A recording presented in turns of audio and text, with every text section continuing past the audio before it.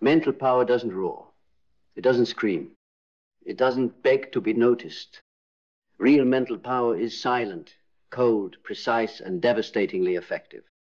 It doesn't waste energy proving itself. It knows. We were taught that strength was external. That power was in dominance, in noise, in numbers. But the mind, the true mind, knows better. The most dangerous power in the world is the man or woman who has mastered their own thoughts. Because when you command your inner world, nothing out there can break you. Not betrayal, not loss, not isolation, not failure.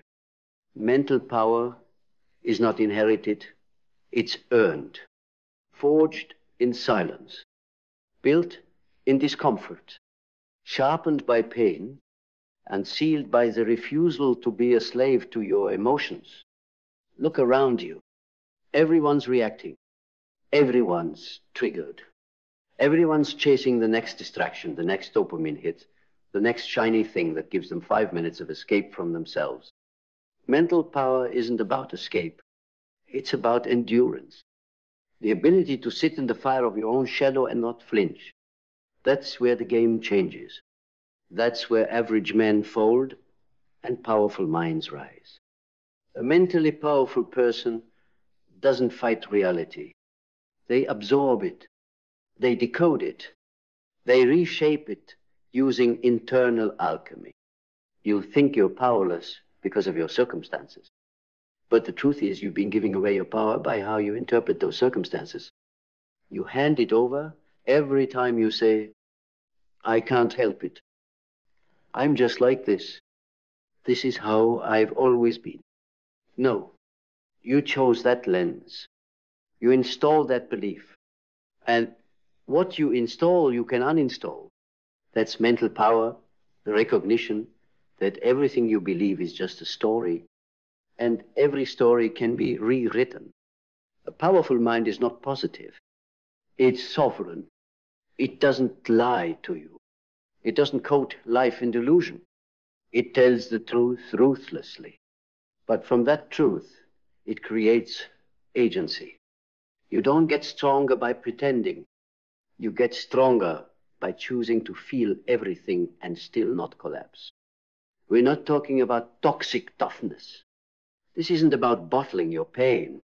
This is about transmuting it, making something useful out of it, something you can stand on, something no one can take from you. Carl Jung said, people will do anything, no matter how absurd, to avoid facing their own soul. But you, if you're still listening, you're not most people. You're not here to avoid. You're here to confront, because you've tasted the cost of avoidance. You've lived the consequences of mental weakness, the overthinking, the paralysis, the people-pleasing, the rage you never named. And now, something inside you is done. That's the beginning of mental power. The moment you stop running, the moment you stop blaming, the moment you turn around and face your mind like a beast in the dark and say, no more. You work for me now. And it won't happen overnight, because the mind is ancient. It doesn't trust declarations, it trusts habits. You'll have to earn its respect every time you wake up early when you don't feel like it. Every time you shut the door on a toxic thought before it festers. Every time you act in alignment with your highest self, not your laziest impulse. You send a signal. I'm in charge now. Not your trauma. Not your inner critic. Not the broken voice from childhood. You. And over time, the mind listens. It stops fighting you. It starts serving you like a wild animal that's finally learned who the master is. That's mental power. Command, not control. Leadership, not domination. Influence, not intimidation. You don't force a powerful mind into submission. You earn its loyalty through discipline. Discipline of thought, discipline of attention, discipline of response. And let me be clear, mental power is not about being emotionless. It's about emotional fluency. knowing the difference between a wound and a weapon, feeling your anger but not becoming it, acknowledging your fear but not obeying it, letting your sadness speak but not letting it steer. A mentally powerful person doesn't repress their feelings. They regulate them. They listen without reacting. They pause before responding. They hold space for their storm without unleashing it on the world. This is how you scare weak people. Not with aggression, with clarity. Not with noise, with presence. Not with perfection, but with precision. The world is loud because it's insecure. But the powerful, they are silent and sovereign. Because when your mind is in order, everything else follows. Mental power is not about knowing everything. It's about knowing yourself. Knowing your shadows so well that no one can weaponize them against you. Knowing your triggers so deeply that no one can manipulate them. Knowing your vision so clearly that no distraction feels tempting. You become immovable, not stubborn anchored, not inflexible, grounded. That's how you terrify manipulators. They can't get in because you're no longer leaking approval. You're no longer outsourcing your worth. You don't flinch when misunderstood. You don't shrink when doubted. You don't chase because you choose. Mental power is the ability to be alone and not feel lonely. To be criticized and not collapse. To be uncertain and still move forward. It is presence without performance. Stillness without apathy. Conviction without noise. And once you taste it, the calm that no one can take from you, the clarity that cuts through chaos, the silence inside your head that used to be war, now turned to wisdom, you'll never go back. Because now you know the secret. The real battle was never out there. It was always in here. And the war is won when you stop trying to escape your mind and start mastering it. Vision. Vision isn't about seeing the future. It's about remembering what the present is trying to tell you. It's not about fantasy, delusion, or obsession with goals. It's about alignment. It's what remains when the noise dies down. It's what whispers to you when the world distracts. It's not a dream. It's a revelation. Most people can't see clearly, not because they lack potential, but because their minds are cluttered with projections that don't belong to them. Expectations inherited from their parents. Wounds shaped by their exes. Ambitions handed down by a culture that taught them to chase instead of create. Vision isn't about what's ahead. It's about seeing yourself without distortion. It's about burning every script that says you need to earn your worth. It's about stepping out of the story of who you were supposed to be. And finally, stepping into who you already are. A powerful mind doesn't wait for external clarity. It creates it. Not through rushing, not through forcing, but by subtracting every lie that fogs the mirror, until what's left is truth. Simple, clean, undeniable. Vision is terrifying, because once you see, you can't unsee. And now, you have no excuse to settle. Now, mediocrity tastes like poison. Now, staying quiet feels like self-betrayal. Now, you know, and once you know, you must move. Clarity. Clarity isn't comfort. It's confrontation. The moment you stop pretending, the moment you stop asking, what should I do?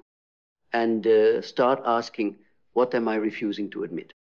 Clarity is a scalpel. It cuts through the fog. It slices through denial. It's not gentle.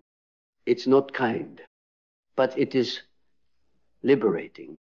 Because once you get clear on what matters, what truly matters, you stop wasting your life performing. You stop building things just to be seen.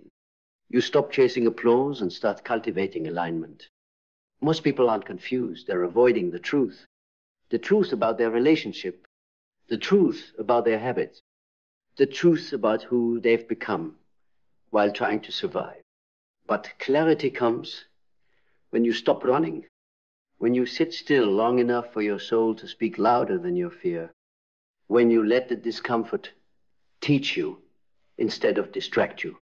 And in that silence, clarity emerges, not as a lightning bolt, but as a steady, unshakable knowing.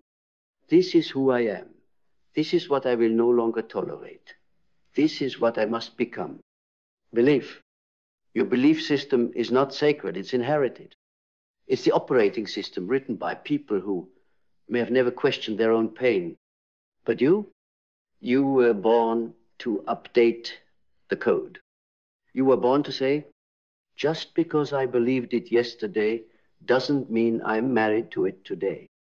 A powerful mind doesn't just question others, it questions itself. It challenges its assumptions.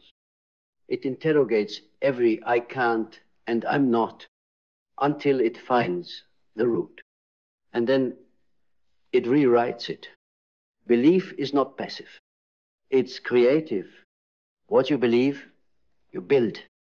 If you believe you are broken, your decisions will reinforce that fracture. If you believe you're cursed, you'll manifest proof in every relationship. If you believe you're powerful, not perfect, but capable, your life will rise to meet that expectation. You are not at the mercy of your programming. You are the architect of your becoming. But belief is the blueprint. Don't just believe what's familiar. Believe what's useful. Believe what frees you. And if the old beliefs still haunt you, look them in the eye and say, thank you for keeping me safe. But I'm building something bigger now. Discipline. Discipline is self-love in action, not self-punishment, not perfectionism, not control. Discipline is the highest form of self-respect. It's what you do when the motivation fades, when the applause stops, when no one is watching, and the old you whispers, just skip today. But you don't, because you made a vow, a sacred, quiet, non-negotiable vow to become the kind of person who follows through. Discipline isn't rigid. It's not about suffering. It's about consistency rooted in clarity.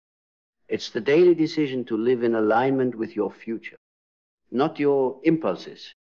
It doesn't always feel good, but it always feels right. When your mind is powerful, discipline becomes identity. You no longer have to force it, because it's who you are. You don't do the work to get results. You do the work because it's what powerful people do. You don't train because it's convenient. You train because you're a warrior now. Discipline is not the cage. It's the key. Action. Mental strength without motion is potential wasted. You can think all the right thoughts. You can meditate, visualize, journal, but until you act, nothing changes. Action is the translation of belief into reality.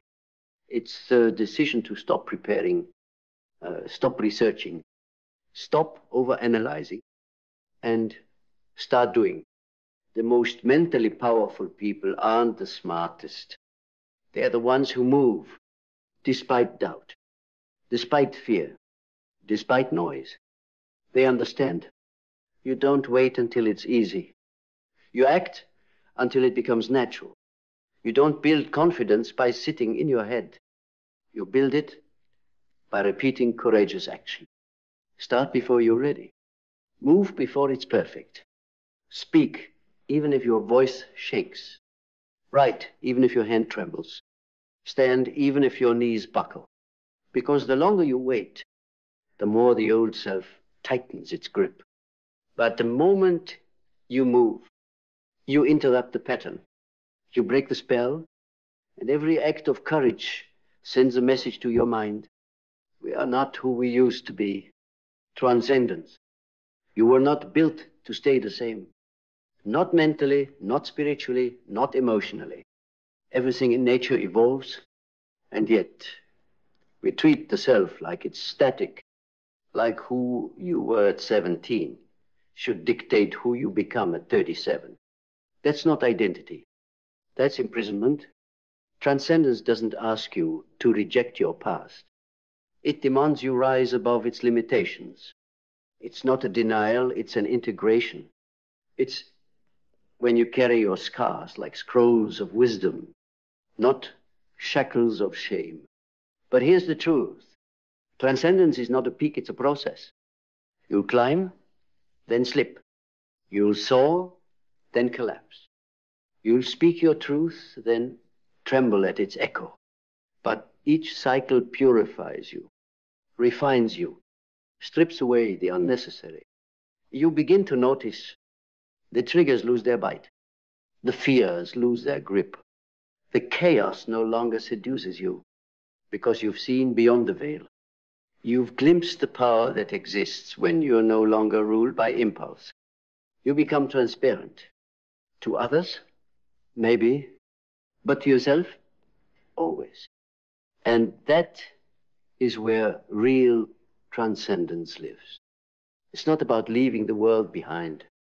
It's about re-entering it as someone untouchable by its noise. Sovereignty. Sovereignty means you are no longer governed by external storms. It means your energy is yours. Your time is yours. Your choices are not based on pleasing, performing, or placating. Sovereignty is stillness in the face of noise. It's clarity in the middle of chaos. It's the unshakable truth that you do not owe anyone your obedience. Not your family, not your culture, not the voice of shame in your mind that mimics the tone of someone who never saw your worth. When you are sovereign, you no longer barter your truth for connection. You no longer apologize for your healing. You no longer shrink to be digestible.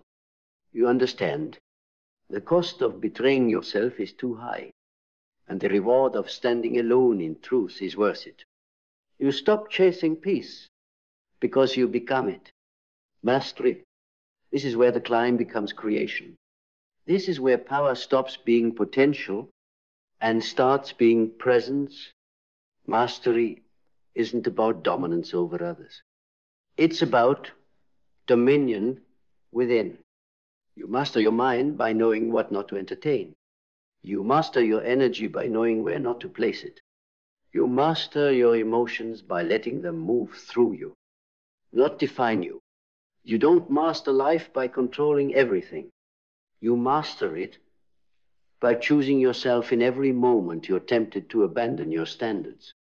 You become the kind of person who doesn't just react, you respond. Who doesn't just follow, you lead. Not for ego, but for integrity. Because the greatest freedom is living a life that doesn't require escape. You master your story by rewriting it daily. With action, with boundaries, with unapologetic clarity. You stop asking the world for permission to rise. You rise anyway. The final becoming. This is the truth about mental power. It's not found in books. It's not granted by mentors. It's not inherited by blood. It's forged in silence, in solitude, in the long, dark nights where you decide to face yourself instead of hide from what you've carried. Mental power is not the absence of pain. It's the transformation of it. It's the ability to sit with your demons and realize they were just distorted pieces of your divinity waiting to be seen. The world will not hand you power. It will hand you mirrors. People to reflect your wounds, challenges to expose your weakness, storms to test your center. And each time you stand rooted, each time you breathe instead of break, each time you choose truth over comfort, you build it brick by brick, your inner fortress. So don't pray for an easier path. Pray for a stronger mind, not one that avoids, but one that absorbs, not one that dominates, but one that directs, not one that pretends, but one that remembers. Because when you truly remember who you are, what you've survived, what you've risen from, what you've built in silence, what you've carried in darkness, you become unshakable. And from that place where nothing external holds your leash, you don't just think power. You don't just feel power. You are power. This is the truth about mental power. You don't find it. You forge it. And once it's yours, the world has no choice but to respond.